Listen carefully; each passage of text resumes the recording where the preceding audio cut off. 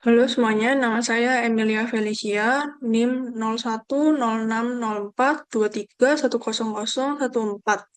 Jadi di video kali ini saya akan menjelaskan cara untuk melakukan uji beda dan juga uji regresi linier berganda menggunakan aplikasi Stata.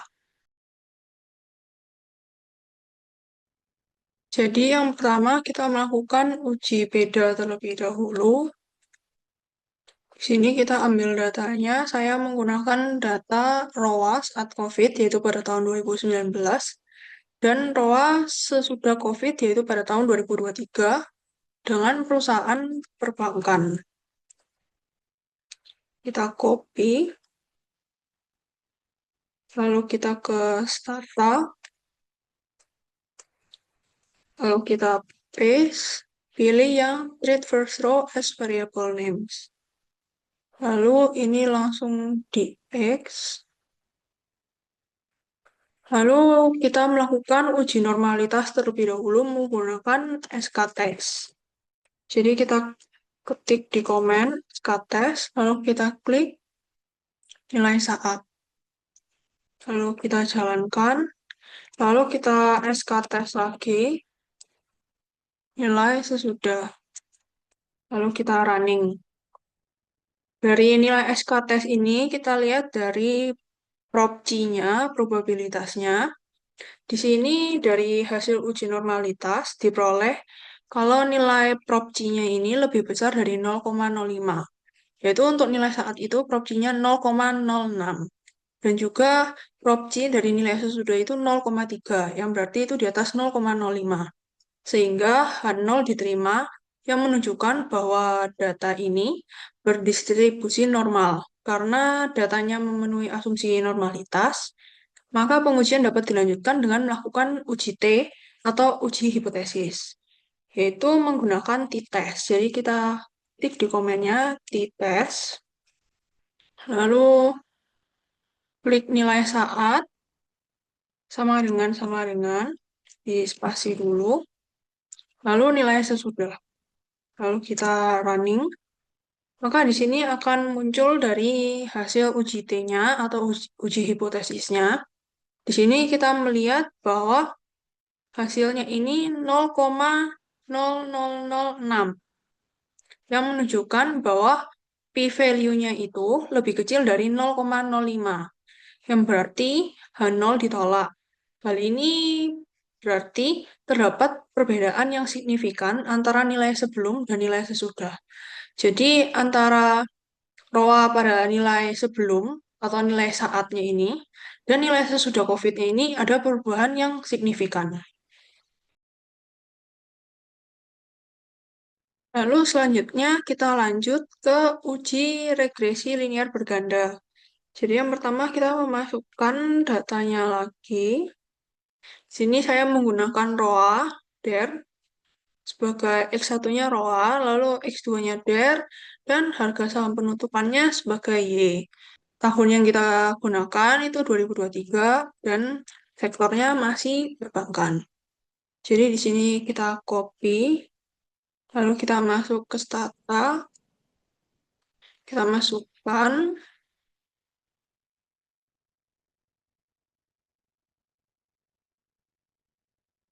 Setelah datanya masuk, yang pertama kita melakukan uji normalitas, yaitu dengan rek,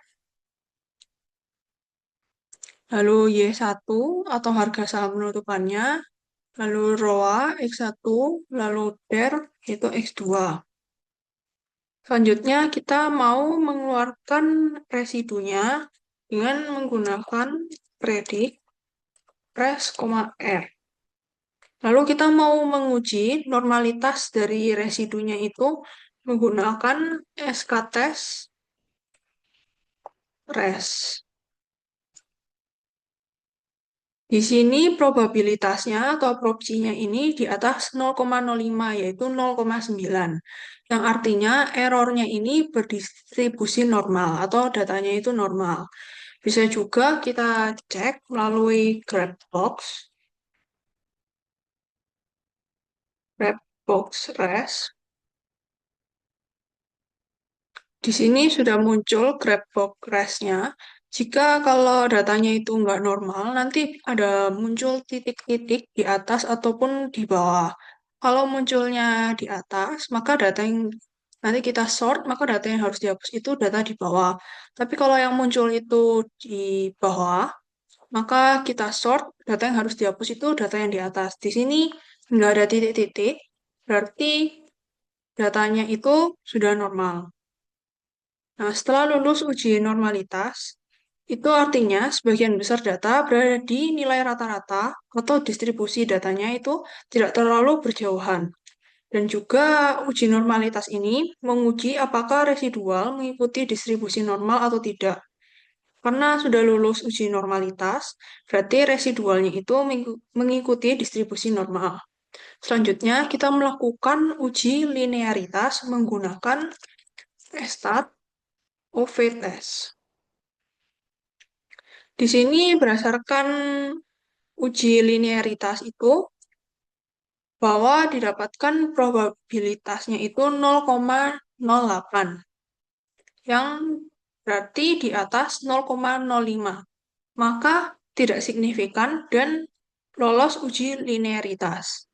Uji linearitas itu untuk menguji apakah variabel independen terhadap variabel dependen. Jadi apakah X1 terhadap X2 itu memiliki pengaruh yang linear. Jadi contohnya itu, kalau X1-nya mengalami perubahan, maka Y1-nya akan mengalami perubahan. Di sini bahwa dia ini linear. Selanjutnya, kita melakukan uji multikolinearitas menggunakan VIF. Jadi, kalau di bawah 10, maka lolos uji atau tidak ada masalah multikolinearitas. Jika ada masalah multikolinearitas, maka artinya ada dua atau lebih variabel independen yang mirip atau saling berkolerasi atau memiliki hubungan. Contohnya itu ROA dengan ROE. Sehingga susah untuk menentukan variabel independen mana yang sebenarnya memengaruhi variabel dependen. Nah, jika sudah lolos uji multikolinearitas, berarti ROA dan DER dapat dijelaskan kontribusinya masing-masing terhadap harga saham penutupan. Selanjutnya, kita melakukan uji heteroskedasitas menggunakan head test. Nah, jika probabilitasnya ini di atas 0,05, yaitu 0,16, maka tidak terjadi masalah heteroskedasitas, yang artinya bahwa varian residual atau kesalahan prediksi dalam data kita adalah konstan di seluruh rentan nilai variabel independen. Jadi ukuran kesalahan prediksi tidak berubah-ubah tergantung pada variabel independen kita, yaitu ROA dan DER. Selanjutnya, kita melakukan uji F dengan menggunakan rek, lalu Y1, X1, X2. Di sini uji F itu untuk menguji seberapa baik model regresi dalam menjelaskan varian data dan seberapa signifikan hubungan antara variabel independen dengan dependen.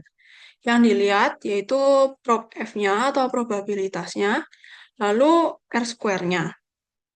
Probabilitasnya di bawah 0,05 yaitu 0,0000.